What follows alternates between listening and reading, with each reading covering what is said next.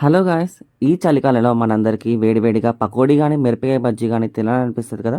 So, అందుకే నేను నా ఆఫ్ రోజైతే పకోడీ చేశాను.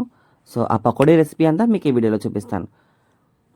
ఫస్ట్ ఒక గిన్నెలో ఆనియన్స్, శనగపిండి, పచ్చిమిర్చి, కరివేపాకు తీసుకొని కలుపుకోవాలి. అంటే ఎలాగో ఆనియన్స్‌లో కొంచెం వాటర్ క్వాంటిటీ ఉంటది కాబట్టి ఫస్ట్ దాంతో కలిపేసుకోవాలి. పక్కన ఒక కడాయిలో డీప్ ఫ్రైకి తగ్గట్టుగా ఆయిల్ వేసుకొని మరిగించుకోవాలి కొంతసేపు. మొత్తం అన్నీ బాగా కలుపుకున్నాక నెక్స్ట్ మనం ఇంకొంచెం సరిపడా శనగపిండి తీసుకుంటాం. మీ క్వాంటిటీ తగ్గట్టు తీసుకోండి.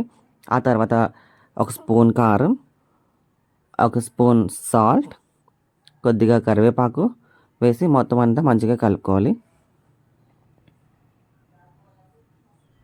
ఆ తర్వాత మనం ఒక చిన్న గ్లాస్‌తో వాటర్ తీసుకొని మొత్తం అంతా కలుపుకోవాలి. ఒక బ్యాటర్‌లా వచ్చేంత వరకు, ఒక థిక్ బ్యాటర్‌లా వచ్చేంత వరకు.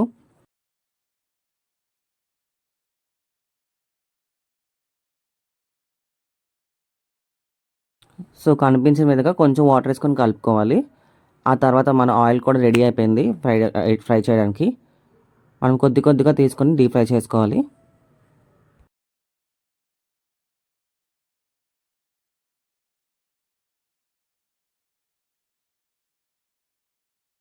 ఇలా గోల్డెన్ బ్రౌన్ వచ్చేంత వరకు మనం డీప్ ఫ్రై చేయాలి. అలాగే నెక్స్ట్ ఇంకా ఉన్న పిండిని కూడా మొత్తం అంతా వేసుకోవాలి.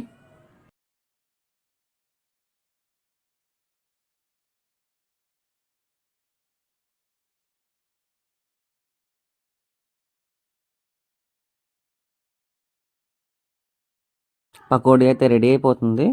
చూసారు కదా! చాలా క్రిస్పీగా కనిపిస్తుంది.